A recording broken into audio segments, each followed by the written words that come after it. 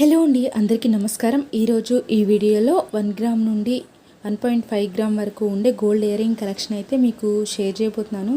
వీడియోని ఎక్కడ స్కిప్ చేయకుండా చూడండి. ఇంకా మీకు ఏమైనా మోడల్స్ కావాలి అంటే కనుక నాకు కింద కామెంట్ సెక్షన్లో కామెంట్ చేయండి.